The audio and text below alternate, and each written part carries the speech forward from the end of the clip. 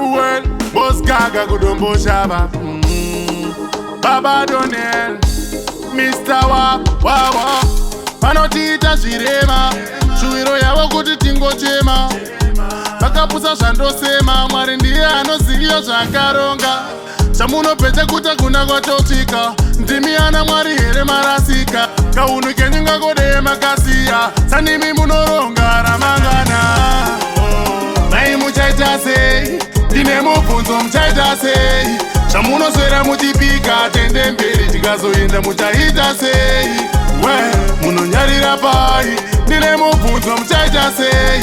Chamunoswera muchipika vatenge mota, tikazotenga muchaita sei? Muchivengawo ini taninotadza ndichiziveni, kudo renyu riri mumongo mubhonzo, muskeleton mepotsedza rikiyani. Ndiri munhu wenyama, kunyange mukaramba muchizama. Vamwe venyu vazere nemunyama, vanofunga kuti zvavanotadza pamwe tichatadzawo. Mai muchaita sei? Ndine mubvunzo muchaita sei? Chamunoswera muchipika tende mberi, tikazoenda muchaita sei?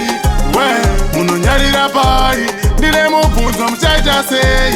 Chamunoswera muchipika vatenge mota, tikazotenga muchaita sei? Vanotiita zvirema, shuwiro yavo kuti tingochema. Vakapusa zvandosema, Mwari ndiye anoziva zvakaronga.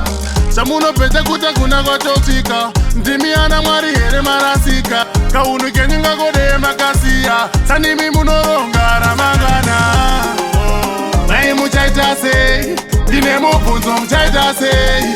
Chamunoswera muchipika tende mberi, tikazoenda muchaita sei?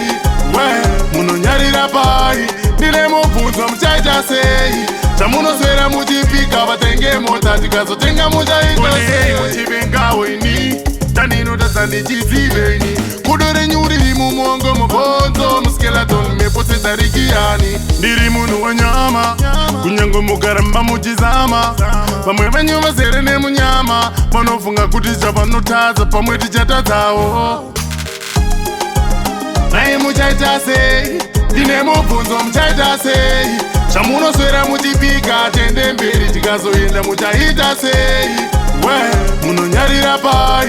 Ndine mubvunzo muchaita sei? Chamunoswera muchipika vatenge mota, tikazotenga muchaita sei? Mai muchaita sei? Ndine mubvunzo muchaita sei?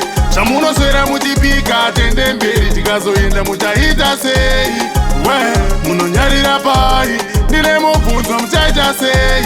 Chamunoswera muchipika vatenge mota, tikazotenga muchaita sei?